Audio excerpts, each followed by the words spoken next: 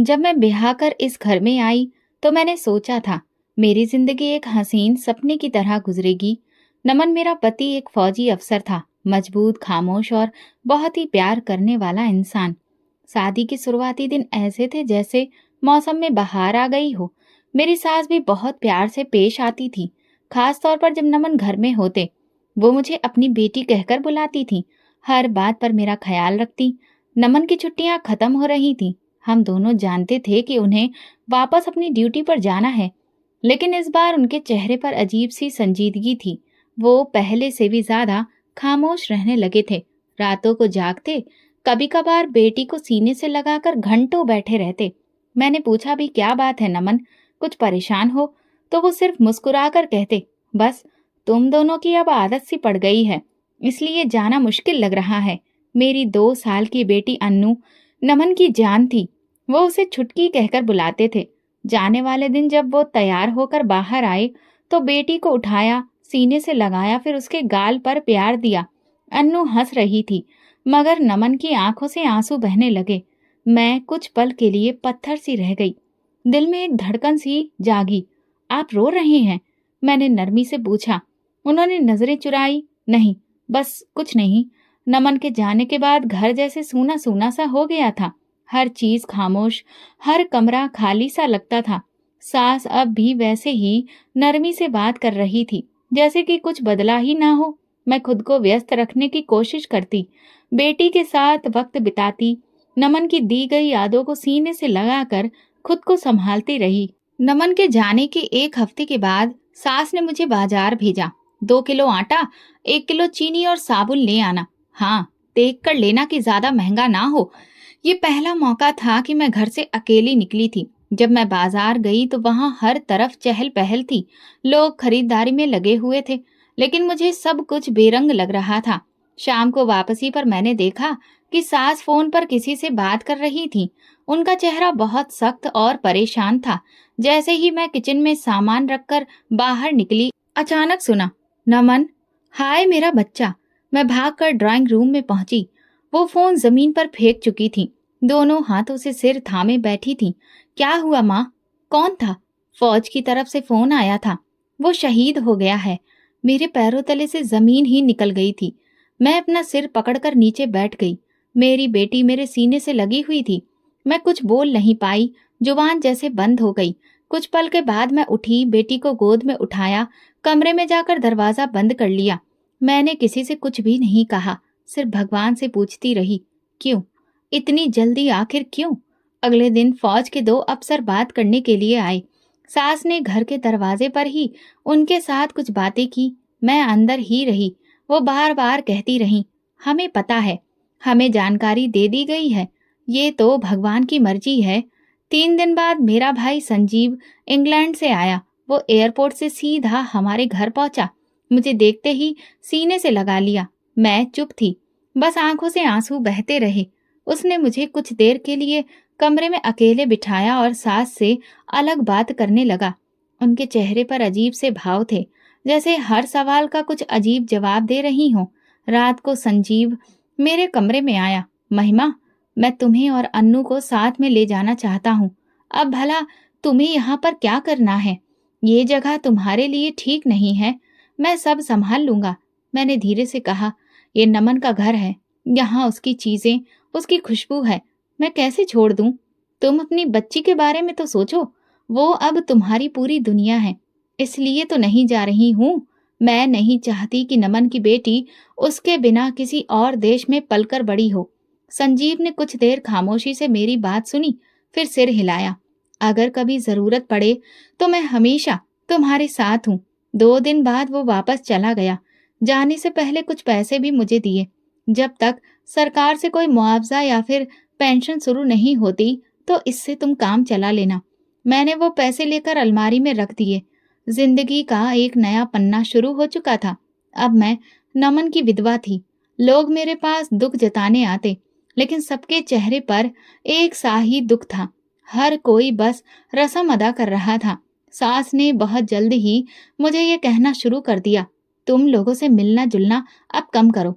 ये वक्त तुम्हारा लोगों से दूर रहने का है। तुम्हारा पति मरा है। मैं मान गई। हालांकि कुछ औरतें सिर्फ दिखावे के लिए आई थीं।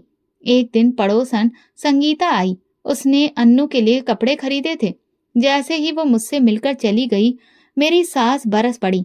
तुम्हें शर्म नहीं आती? लोग क्या कहेंगे? पति मर गया और तुम हंस हंस कर बातें कर रही हो। मैंने खामोशी से कहा, मैंने कुछ भी गलत नहीं किया। संगीता आपके साथ भी तो बैठी थी।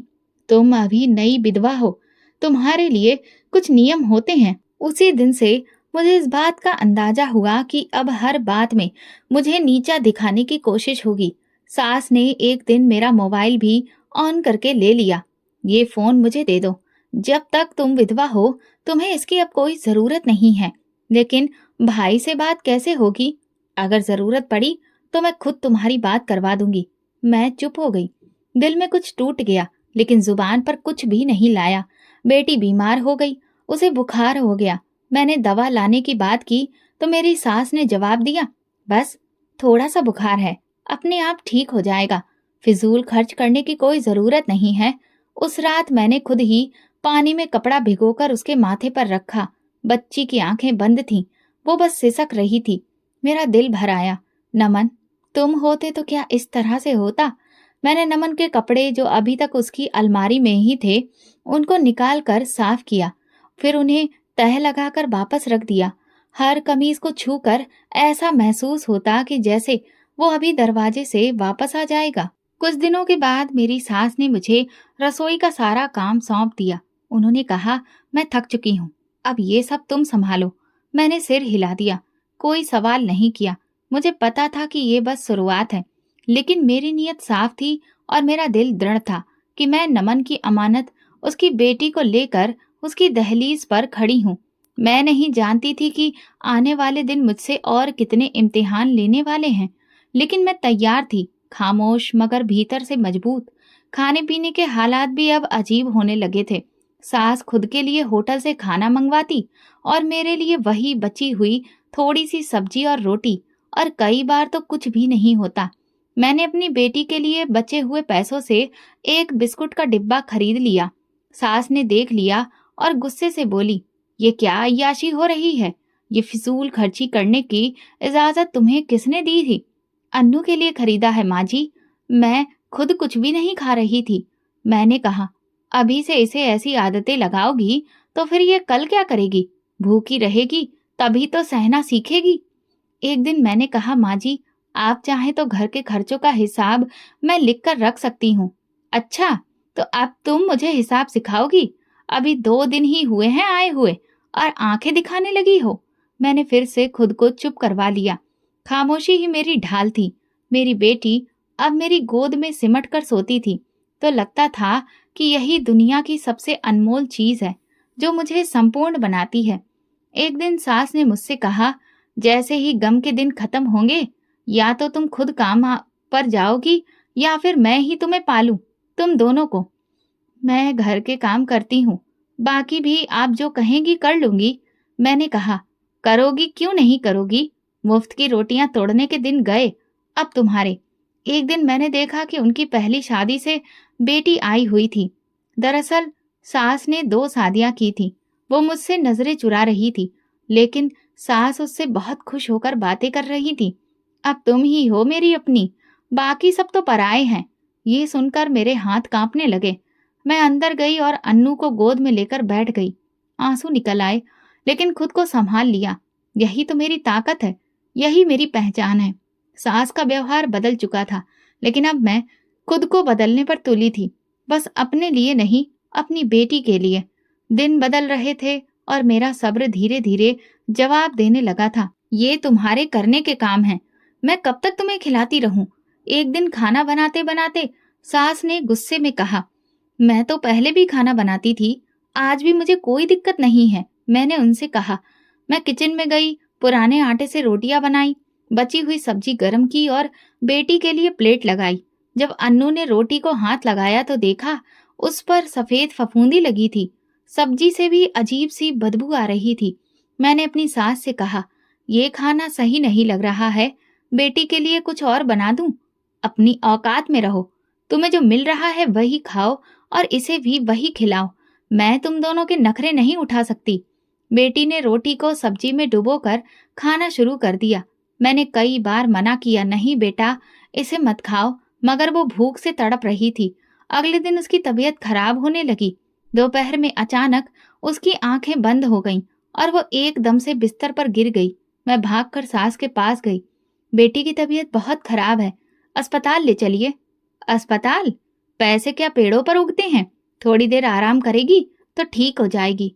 मैंने उन्हें दुहाई दी। माँ जी, एक बार चलकर देख लीजिए, अगर उसे कुछ हो गया तो।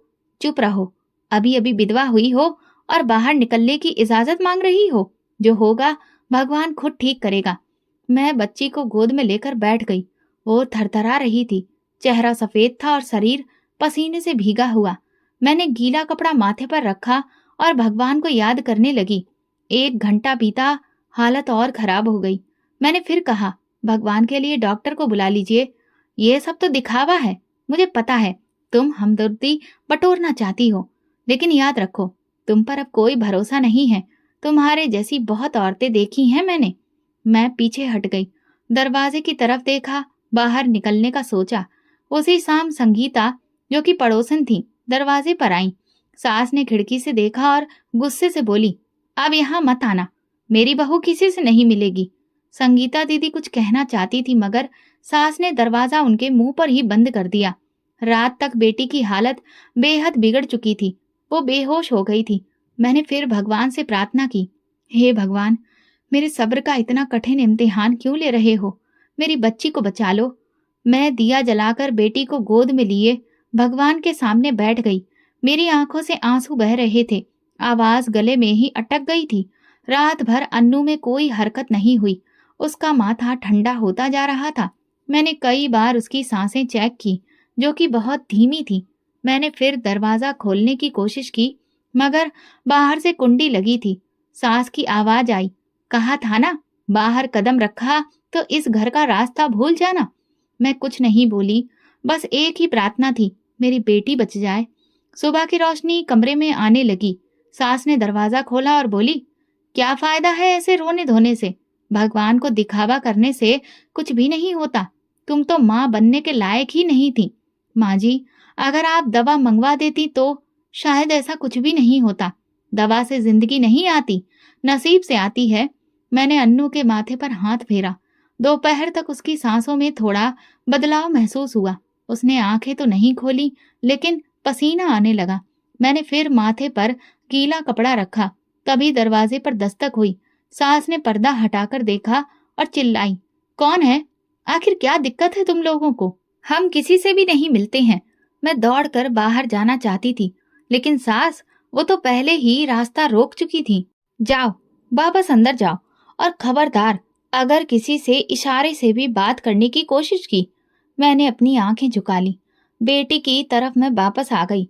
दोपहर में किचन से बदबू आने लगी। मैंने जाकर सफाई करनी चाही तो सास ने दरवाजे पर खड़े होकर कहा, तुम्हें यही दुख खाए जा रहा है ना कि मैं खाती हूँ और तुम्हें नहीं देती? तुम्हारी बेटी बीमार है तो इसमें मेरा क्या कसूर? मुझे कुछ नहीं चाहिए, माँ की तरह सिर्फ उसके लिए थोड़ा सा सूप ही दे दीजिए। ये होटल नहीं है और मैं तुम्हारे लिए कोई नौकरानी नहीं हूँ। मैं चुपचाप वापस आ गई। शाम तक अन्नू ने हल्की आवाज में पानी मांगा। मैंने मिट्टी के बर्तन में थोड़ा सा पानी रखा हुआ था, वही चम्मच से उसके होठों पर डाला। वो हल्का सा मुस्कुराई। एक लम्हे को लगा कि जैसे मेरी प्रार्थना भगवान ने सुन ली हो। रात को अंधेरा छा गया। कमरे में भगवान के सामने बस दिया जलाकर रखा था। मैं बेटी को लपेटकर अपने साथ लगा लिया। बाहर सास के फोन पर बात करने की आवाजें आ रही थी। अब ये भी मर जाएगी तो सुकून होगा। मैं तो कहती हूँ भगवान इसे भी उठा ले। मैंने अपने हाथों से अपनी बेटी को सीने से लगा दिया। हे भगवान, अब तुम ही सहारा हो। तुम जानते हो कि सच क्या है। उनकी जुबान से जो भी बातें निकल रही हैं, उन्हें अब तुम ही सुन रहे हो। मैं बेबस हूँ, लेकिन तुम बहुत बड़े दिल वाले हो। पूरी रात डरावने सपनों में गुजरी। हर थोड़ी देर के बाद अन्नू की हालत चेक करती। वो हल्की सी सांस ले रही थी। मैंने उसके पैर दबाए, हाथ फैलाकर भगवान से भीख मांगती रही। सुबह होते ही किचन में जाकर आटे से थोड़ी सी रोटी बनाई। ना तो तंदूर था, ना चूल्हा सही से काम करता था। पुराने तवे पर बगैर घी की सूखी रोटी थी। उसे पानी में नरम करके अन्नू को दी। उसने थोड़ा सा निवाला खाया, फिर आंखें बंद कर ली। मेरे दिल में उम्मीद जगी। मैं चुपके से कमरे के कोने में बैठकर एक बार फिर से प्रार्थना शुरू करने लगी। पिछले कई दिनों से यही मेरा रूटीन था। भगवान के सिवा मेरा कोई आसरा नहीं रह गया था। किचन से बर्तनों की आवाज आई। शायद सास नाश्ता बना रही थी। मुझे देखकर बोली, सुबह सुबह फिर से रोने धोने बैठ गई? अब क्या हर दिन यही दिखावा करेगी? मैंने नजर नहीं उठाई, ना कोई जवाब दिया, न सवाल किया। सिर्फ दिल में एक ही बात दोहराती रही, भगवान मेरी बेटी को सलामत रखना। बस इतनी सी जिंदगी चाहिए मुझे। इस पल दरवाजे पर दस्तक हुई। खट खट खट। सास चौंकी, उखड़ी सी दरवाजे की तरफ गई। अब कौन आ गया है? रोज कोई ना कोई हमारा सुकून खराब करने आ जाता है। उन्होंने दरवाजे की दरार से बाहर झांका, फिर जैसे उनका शरीर पत्थर का हो गया। वो पल भर के लिए सदमे में चली गई। चेहरा एकदम सफेद पड़ गया। मैं कमरे से निकली तो सास की नजरें दरवाजे के बाहर जमी थी। कौन है माँ जी? उनके होंठ कांपने लगे। ये तो नमन है। मेरे कदम वहीं रुक गए। दिल ने धड़कना बंद कर दिया। मैं तेजी से दरवाजे की तरफ बढ़ी, लेकिन सास ने हाथ से रोकने की कोशिश की। दरवाजा खुला और सामने नमन खड़ा था। खाकी वर्दी, चेहरे पर थकान, बड़ी हुई दाढ़ी, लेकिन आंखों में वही चमक। वो जिंदा था। मैं एक लम्हे के लिए कुछ समझ ही नहीं सकी। पलके झपकाना भी भूल गई। कदम डगमगा गए। नमन। वो एक लम्हे को खामोश रहा, फिर आगे बढ़कर बोला, हाँ महिमा, मैं हूं। मैं जमीन पर बैठ गई और हाथ जोड़कर बार बार दोहराने लगी, हे भगवान, तुम्हारा लाख लाख शुक्र है। नमन अंदर आया। अन्नू को देखकर उसकी आंखें भर आईं। ये बीमार लग रही है। उसने झुककर अन्नू के माथे को चूमा। पापा आ गए बेटा, आंखें खोलो। मैंने सास की तरफ देखा। वो कुर्सी पर बैठ चुकी थी, खामोश, जैसे कि जुबान बंद हो चुकी हो। नमन ने पूछा, ये सब क्या हो रहा है? मैंने तुम्हें फोन किया, तुमने बात क्यों नहीं की? मैंने एक नजर सास की तरफ देखा और फिर कहा, फोन मेरे पास नहीं है। मेरे दुख के दिन थे, इसीलिए फोन मुझसे छीन लिया गया। बेटी बीमार है और तुमने दवा क्यों नहीं दिलवाई? दवा के लिए बाहर जाने की इजाजत भी नहीं थी। नमन का चेहरा सख्त हो गया। और तुम अम्मा, तुमने इतनी भी परवाह नहीं की थी अपनी पोती की? सास ने नमन से नजरें चुरा ली। नमन ने जल्दी से अन्नू को उठाया और बोला, मैं इसे अस्पताल लेकर जा रहा हूँ। मैं भी खामोशी से नमन के साथ गई। अन्नू की हालत कुछ संभल चुकी थी, मगर डॉक्टर ने सख्ती से हिदायत दी, अगले 24 घंटे बहुत जरूरी हैं। दवा वक्त पर देना, सही से खुराक और पूरी तरह से आराम बहुत जरूरी है। नमन अस्पताल के कमरे में मेरे बराबर में बैठा था। कभी वो बच्ची की तरफ देखता तो कभी मुझे। महिमा, तुमने उसे ऐसा खाना क्यों दिया जो उसे बीमार कर दे? क्या तुम्हें यह दिखाई नहीं दिया कि वो क्या खा रही है? मैंने खामोशी से आंखें झुका ली। मैं पूछ रहा हूँ महिमा, कोई जवाब दो। नमन, मैं खुद उसके हाथ से वो रोटी छीनने की कोशिश कर रही थी, लेकिन वो भूखी थी। कई बार मना करने के बावजूद भी वो खा गई। भूखी क्यों थी? खाना तो तुम बनाती हो ना? मेरे पास खाना बनाने के लिए कुछ भी नहीं होता था। कभी बची हुई सब्जी मिलती थी तो कभी बासी रोटी। वो कुछ लम्हे के लिए खामोश रहा, जैसे कुछ सोच रहा हो। लेकिन तुमने मुझे क्यों नहीं बताया? भाई के जरिए भी तो बात हो सकती थी ना? मेरे पास फोन ही नहीं था। मैंने कहा ना कि इस दुख की घड़ी में माँ जी ने फोन भी छीन लिया था। बाहर जाने की इजाजत भी नहीं थी। तुम्हारी माँ समझती थी कि अगर मैं किसी से भी बात करूंगी तो ये बेशर्मी होगी। नमन के चेहरे का रंग बदलने लगा। ये सब बातें तुमने मुझे पहले क्यों नहीं बताई?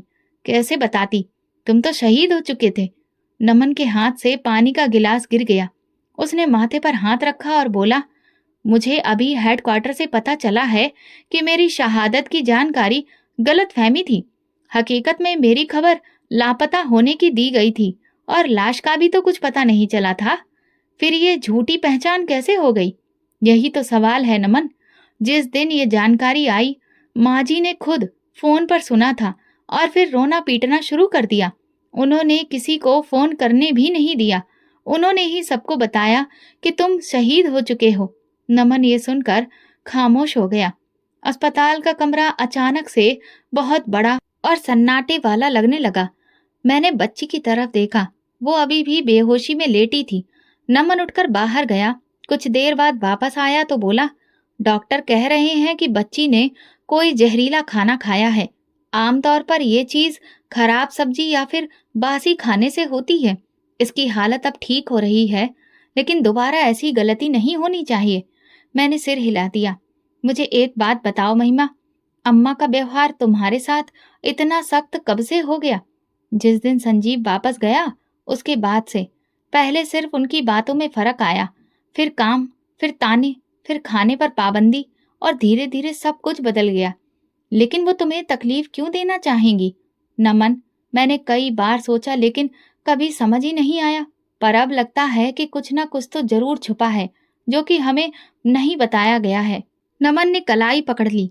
मैं सोच भी नहीं सकता कि वो ऐसा कर सकती हैं। उन्होंने मुझे पाला है, लेकिन माँ सिर्फ पालने से नहीं बनती और सच छुपाने से भी नहीं। उन्होंने तो उस बच्ची के सिर पर एक बार भी हाथ तक नहीं फेरा। नमन कुछ देर बाद बोला, जब मैं दुश्मन के कब्जे में था, 6 महीने तक उनकी कैद में रहा। हर दिन यही सोचता रहा कि तुम दोनों कैसी होगी। तुम्हें तो मेरे लापता होने की जानकारी मिली होगी, लेकिन मेरे मन में कभी भी ये ख्याल नहीं आया कि तुम पर ये सब गुजर रहा होगा। तुम वापस आ गए, यही सबसे बड़ी बात है। लेकिन हमें अब सच तक पहुंचना होगा। मैं यूनिट से बात करके जानकारी निकलवाऊंगा। कॉल रिकॉर्ड, कागजातों में लिखी हुई बातें, और ये भी कि फोन किस नंबर पर किया गया था। मैंने कहा, इसके अलावा मोहल्ले की संगीता दीदी ने एक दिन कहा था कि ये बात पता चलने के बाद माँ जी ने किसी से फोन पर बात करते हुए कहा था कि अब सुकून से जिंदगी गुजारेंगे। वो बात मेरे दिल में आज तक बैठी है। नमन ने आंखें बंद कर ली, जैसे एक एक बात पर ध्यान कर रहा हो। हमें ये मामला साफ करना होगा। मैं तुम्हें और अन्नू को अब ऐसी जगह नहीं छोड़ सकता जहां तुम लोग सुरक्षित ना हो। मैंने धीरे से कहा, मुझे अब सिर्फ सुकून चाहिए और अन्नू के लिए सुरक्षित माहौल।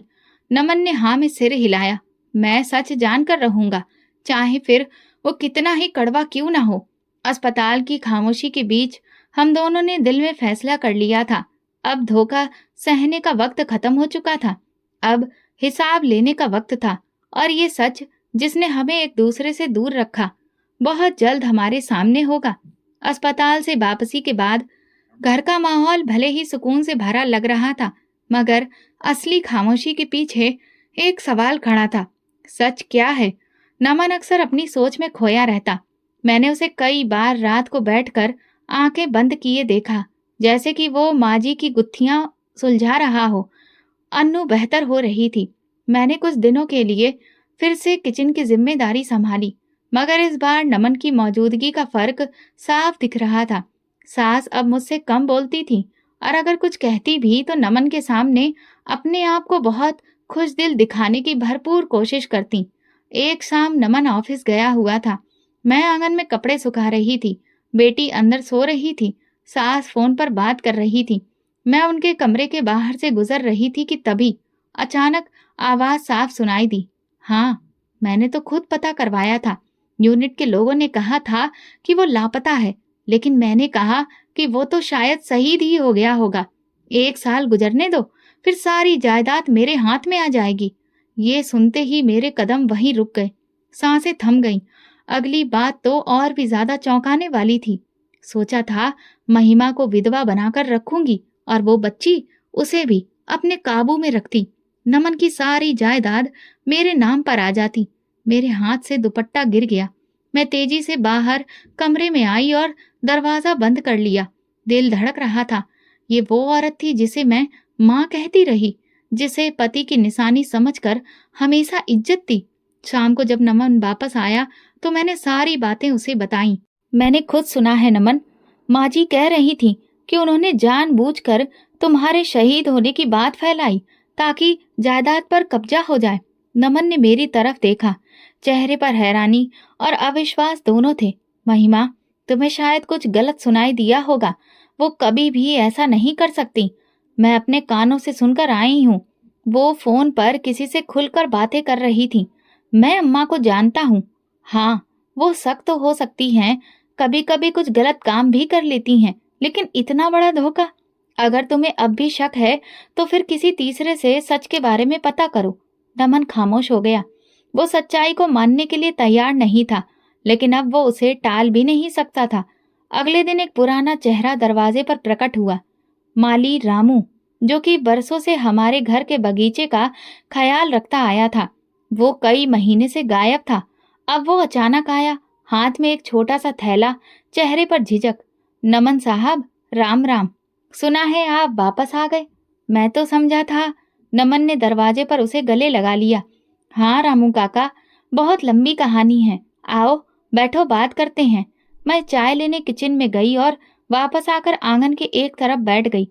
रामू काका ने हिचकते हुए कहना शुरू किया, साहब जी, आपके जाने के कुछ दिन बाद ही यूनिट से एक फोन आया था। वो लोग कह रहे थे कि आपकी कोई खबर नहीं, अभी सिर्फ लापता की रिपोर्ट है। नमन फौरन बोला, तो अम्मा ने क्या किया? उन्होंने गुस्से से फोन रखा और अगले दिन मोहल्ले में ये बात फैला दी कि आप शहीद हो गए हैं। पास के थाने में रिपोर्ट भी दर्ज करवाई और कुछ दिन के बाद अखबार में भी छपवा दिया। लेकिन ये सब क्यों? साहब, मैं तो नौकर हूँ, बहुत कुछ अपने कानों से सुना। अम्मा जी अक्सर फोन पर किसी से बात करती थी कि जायदाद उनके नाम पर हो जाएगी, क्योंकि अब कोई वारिस भी नहीं बचा। मैंने एक दिन उनसे कह भी दिया था कि सब्र करिए, हो सकता है कोई चमत्कार हो जाए और आप वापस आ जाएं। इस बात पर उन्होंने मुझे डांट दिया और कहा, रामू, तुमने जो सुना है वही कहना, वरना नौकरी से निकाल दूंगी। नमन का चेहरा सख्त हो गया। उसने अपना सिर पीछे कुर्सी पर टिका दिया। तो वो सब झूठ था? वो सब कुछ पहले से सोचा गया था? जी साहब, मैंने अपनी आंखों से देखा है, कानों से सुना है, इसीलिए काम छोड़कर चला गया था। दिल नहीं माना कि इतने बरस जिस घर में काम किया वही लोग धोखा दें। नमन ने एक लम्हे को आंखें बंद की, फिर धीरे से बोला, रामू काका, तुमने जो कहा वो बहुत जरूरी है। मैं जान गया हूँ कि सच क्या है। रामू काका उठ खड़े हुए। मैं आपका नौकर हूँ, लेकिन अगर आप चाहें तो गवाही देने को भी तैयार हूँ। नहीं काका, तुमने आज अपने नमक का हक अदा कर दिया है। अब बस मेरे लिए प्रार्थना करना। उस रात नमन ने मुझसे कहा, मैं तुमसे माफी मांगता हूँ महिमा। तुमने जो कुछ भी कहा उसका कोई हिसाब नहीं, और मैंने अपनी अम्मा की सच्चाई पहचानने में बहुत देर कर दी। मैंने उसके हाथों को थामा। अब हम दोनों सच के साथ हैं, बाकी भगवान खुद ही इंसाफ करेगा। उस दिन के बाद ये तय हो गया था, झूठ ज्यादा देर तक नहीं छुपता। अब तक माँ जो ममता का रिश्ता दिखा रही थी, वो धोखे के पर्दे से निकलकर सामने आ चुका था, और सच्चाई की रोशनी में हमने अपना अगला रास्ता देखना था। दोपहर का वक्त था। नमन आंगन में कुर्सी पर बैठे ऊपर की ओर देख रहे थे। उनके चेहरे पर वो सुकून नहीं था जो वापसी के समय नजर आता था। वो कई घंटे से चुप थे। मैंने उनके सामने चाय रखकर वापस पलट गई, लेकिन कुछ देर के बाद उन्होंने आवाज दी, महिमा, अम्मा घर पर हैं? हाँ, कमरे में हैं। सुबह से बाहर नहीं आई। मैं बात करना चाहता हूँ, अब और ज्यादा बर्दाश्त नहीं हो रहा। नमन उठा और धीरे धीरे उनके कमरे की तरफ गया। दरवाजा खुला हुआ था। मेरी सास पलंग पर ही बैठी थी और सामने अलमारी के दराज में कुछ तलाश कर रही थी। नमन ने बिना कुछ कहे सीधा बोला, मैं सब कुछ जान गया हूँ। सास ने एकदम से गर्दन मोड़ी। क्या जान लिया है तुमने? यही कि जो तुमने किया वो किसी माँ का काम नहीं था। तुम्हारे शब्दों का क्या मतलब है? अनजान मत बनो अम्मा, रामू काका ने सब बता दिया है। महिमा ने खुद तुम्हारी बातें सुन ली थी।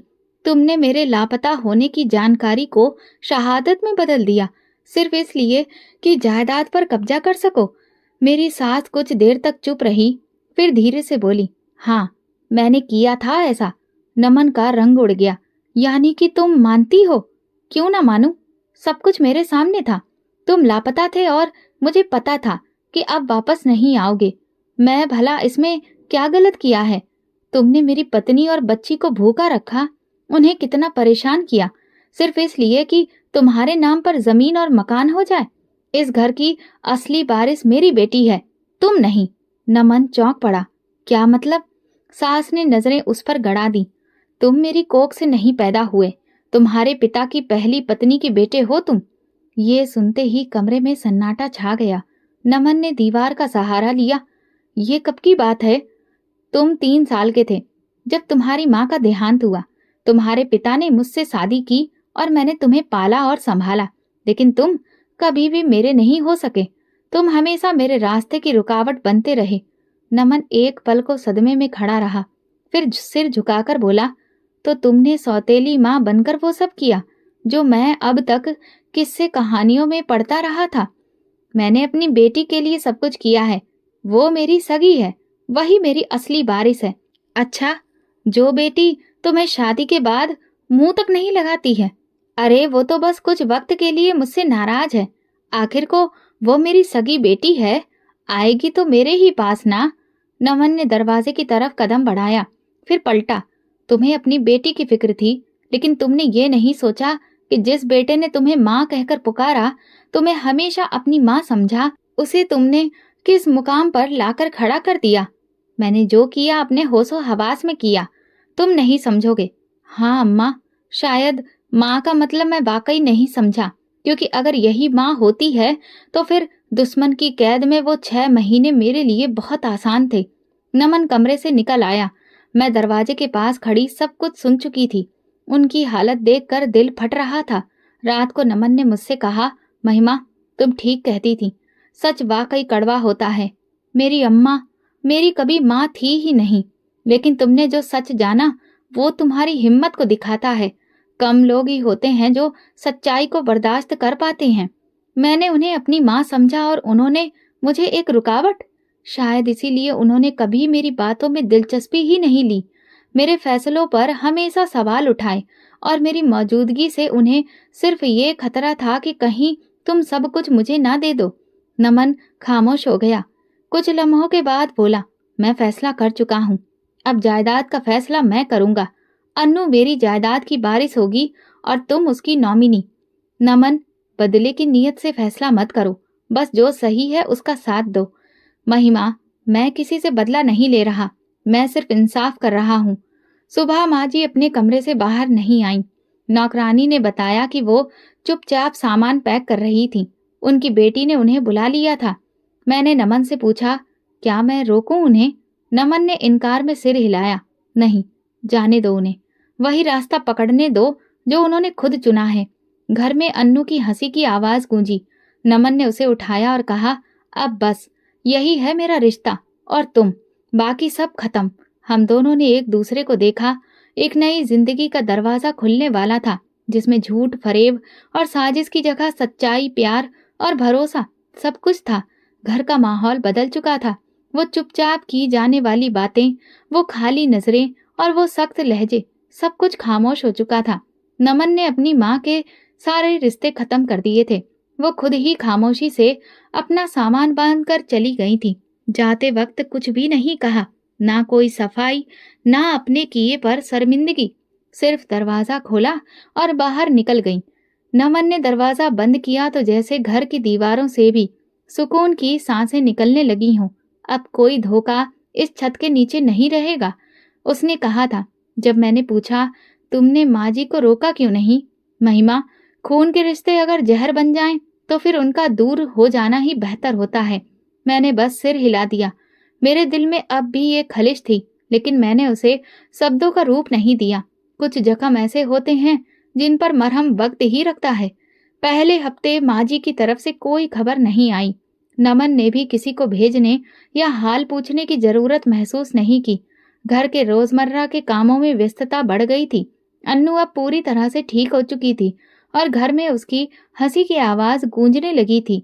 एक दिन जब नमन ऑफिस गए हुए थे, दरवाजे पर दस्तक हुई। मैंने दरवाजा खोला तो सामने पड़ोस की संगीता दीदी खड़ी थी। महिमा, सुना है अम्मा जी अपनी बेटी के घर गई थी? जी, सही बताया गया है। सुना है वहां भी उनका झगड़ा हो गया।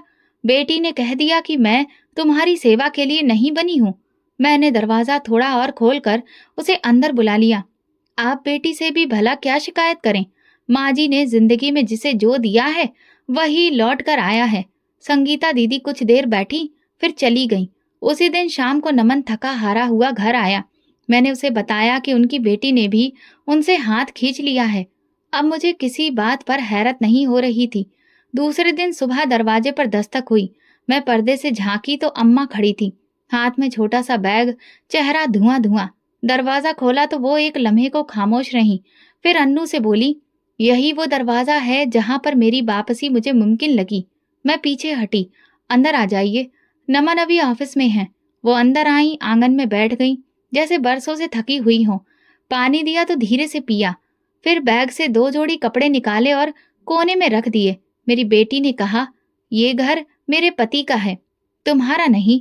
जहां से आई हो वहीं वापस जाओ। मैं खामोशी से सुनती रही। तुमसे माफी भी नहीं मांग सकती महिमा, क्योंकि कुछ रिश्ते ऐसे होते हैं जो माफी से नहीं, रिश्ता जोड़ने से जुड़ते हैं। हम माफ करने वाले हैं, नफरत नहीं रखते, लेकिन भरोसा भी वही होता है जहां निभाया जाए। सिर्फ शब्दों से रिश्ते नहीं बनते माँ जी। उन्होंने मेरी तरफ देखा। शायद बरसों में पहली बार उनकी आंखों में खालीपन था। मैं किसी कमरे के कोने में जगह चाहती हूँ, सिर्फ उस वक्त तक जब तक मेरी जिंदगी है। ये घर नमन का है, वो जो फैसला करेंगे वही होगा। लेकिन आपके लिए आपकी रोटी और छत जरूर होगी। नमन शाम को आया तो मैंने खामोशी से बताया। वो कुछ देर चुपचाप बैठे रहे, फिर धीरे से बोले, मैं उन्हें सौतेली माँ की बजाय एक उम्र दराज औरत के तौर पर देखना चाहता हूँ, जो अपनी जिंदगी के फैसलों की कीमत चुका रही है। तो क्या वो रह सकती हैं यहाँ? वो रहें या ना रहें, लेकिन फैसला मेरा नहीं, अन्नू का होगा। वो अम्मा की गोद में जाए, चाहे तो अम्मा को पोती मिल जाएगी, वरना बस एक छत और रोटी। मैंने अम्मा को ये बात बताई। उन्होंने कुछ नहीं कहा, सिर्फ आंगन के कोने में जाकर बैठ गईं। वही चुपचाप सोती, वहीं बैठी रहीं। कई दिन गुजर गए। एक शाम अन्नू ने खुद उनके पास जाकर अपनी गोद में सिर रख दिया। अम्मा के हाथ वहीं रुक गए, आंखें भीग गईं। मैंने वो मंजर देखा और दिल ही दिल में कहा, भगवान, तुमने माफ करना सिखाया है और ये बच्ची हमारे बीच का पुल बन गई है। हमने एक कमरा उन्हें दे दिया जहां वो रहने लगी। उनके लिए अलग बिस्तर, अलग बर्तन रखे गए। कोई इल्जाम नहीं दिया गया, कोई ताना नहीं मारा गया, क्योंकि तूफान के बाद जो सुकून आता है वो अगर खामोशी से समेट लिया जाए तो दिल में रोशनी बस जाती है, और वो रोशनी हमें गहरे अंधेरों से बचा लेती है। हमें लगा शायद माँ का दिल बदल गया होगा। घर में अब वो शोर शराबा नहीं था जो पहले था, ना ही वो चुपचाप जहरीली खामोशी। एक अजीब सी फिजा थी, जैसे सब लोग एक एक कदम फूक फूक कर रख रहे हो। मेरी सास अभी भी आंगन के कोने में बैठती थी, ज्यादातर खामोश। मैं रोज सुबह उनके लिए चाय रखकर आती, जवाब में वो सिर्फ नजरें झुका लेती। अन्नू अब पूरी तरह से स्वस्थ हो गई थी। वो घर में दौड़ती, खेलती और हर किसी से बात करती, सिवाय अपनी दादी के। शायद वो बच्ची होने के बावजूद सब कुछ महसूस कर चुकी थी। एक दिन नमन ऑफिस से जल्दी आया। मैं किचन में थी जब उसने कहा, महिमा, मैं चाहता हूँ कि हम सब साथ में खाना खाएं, जैसे पहले कभी खाया करते थे। ठीक है, मैं खाना लगाती हूँ। नहीं, तुम भी साथ बैठोगी। मैं और अन्नू सब मिलकर खाएंगे, और अम्मा, उन्हें भी बुला लेना। मैं रुकी, फिर धीरे से कहा, अगर वो आए तो। नमन खुद जाकर माजी को बुलाने गया। अम्मा अलमारी में कुछ रख रही थी। जैसे ही नमन कमरे में गया वो चौंकी। न जाने क्या था जो उन्होंने छुपा लिया। नमन ने उनकी इस हरकत को नजरअंदाज किया और कहा, अम्मा, आज सब लोग साथ में बैठते हैं। बहुत दिन हो गए डाइनिंग टेबल पर नहीं बैठे। उन्होंने नजर उठाकर नमन को देखा, कुछ कहना चाहा, फिर खामोशी से उठकर आ गईं। हम सबने डाइनिंग टेबल पर खाना लगाया। मैंने सब्जी, चावल, रोटियां लाकर रखी। अन्नू ने अपनी प्लेट अम्मा की तरफ खिसका दी। दादी, यह आपके लिए। अम्मा के चेहरे पर एक गहरी मुस्कुराहट आई। ठीक है मेरी बेटी। खाने के दौरान नमन ने कहा, अम्मा, मैंने आपसे बहुत शिकायतें की, शायद सख्त भी हो गया, लेकिन अब मैं चाहता हूँ कि एक बार फिर से हम नई शुरुआत करें। उन्होंने जवाब में कोई बात नहीं कही, सिर्फ सर हिला दिया। वो शायद लफ्जों से माफी मांगने की हिम्मत नहीं रखती थी, लेकिन उनकी खामोशी सब कुछ कह रही थी। हमें महसूस हुआ जैसे वो दिल से शर्मिंदा हैं, बस अपनी शर्मिंदगी को शब्दों का रंग देने के हुनर से वो वाकिफ नहीं है। रात को नमन ने मुझसे कहा, महिमा, मुझे एक बात कहनी है। मैंने उनकी तरफ ध्यान से देखा। जी, कहिए। मैं जानता हूँ तुमने बर्दाश्त की इंतहा दी है, लेकिन आज जो हमने एक साथ बैठकर खाना खाया, वो तुम्हारे ही सब्र का नतीजा था। अगर तुम बदले की भावना रखती, तो शायद ये सब मुमकिन नहीं होता। मैंने कहा, मैंने सिर्फ ये सोचा कि अन्नू को एक ऐसा घर मिले जहाँ सुकून हो। किसी बच्ची के लिए उसके अपनों का साथ ही सब कुछ होता है। नमन खामोश हो गया, लेकिन उसकी आंखों में शुक्रगुजारी साफ दिख रही थी। उसी दिन से अम्मा ने धीरे धीरे खुद को बदला। अब वो रोज शाम को अन्नू को कहानियां सुनाती हैं, उसके बालों में तेल लगाती हैं और खुद से कुछ कम बोलती हैं। शायद वो अपनी जिंदगी को सही दिशा में मोड़ने की कोशिश कर रही हैं। अन्नू भी अब दादी के साथ अच्छा महसूस करने लगी थी। एक दिन उसने कहा, माँ, दादी बहुत अच्छी है, अब मुझे डांटती भी नहीं। मैंने मुस्कुराकर कहा, क्योंकि अब वो तुमसे सच में प्यार करती हैं। जिंदगी ने जैसे नया मोड़ ले लिया था। नमन की वापसी, सच का इंसाफ और बिखरे परिवार का दोबारा जुड़ना, ये सब एक चमत्कार लगता था।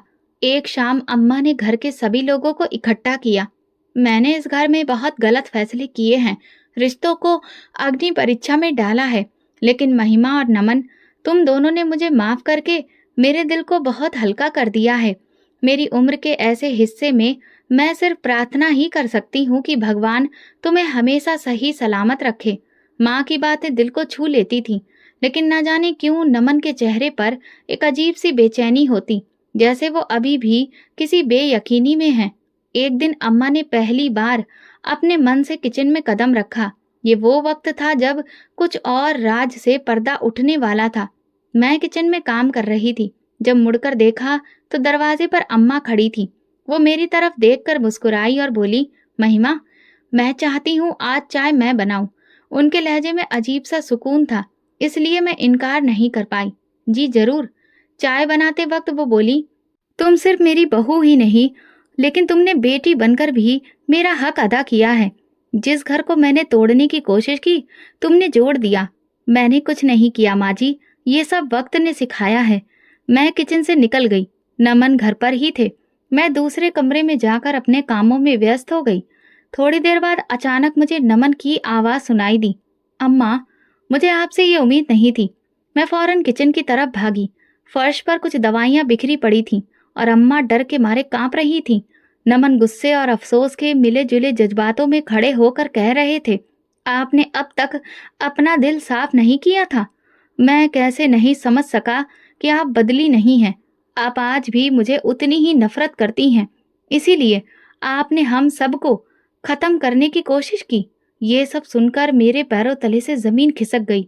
अम्मा हाथ जोड़ रही थी, माफी मांग रही थी, लेकिन नमन ने साफ शब्दों में कह दिया, अब मैं आप पर भरोसा नहीं कर सकता। आपको इस घर से जाना होगा। इससे पहले कि अम्मा अपनी सफाई में कुछ कह पाती, वो उनके कमरे में गए और उनके कपड़े बैग में डालने लगे।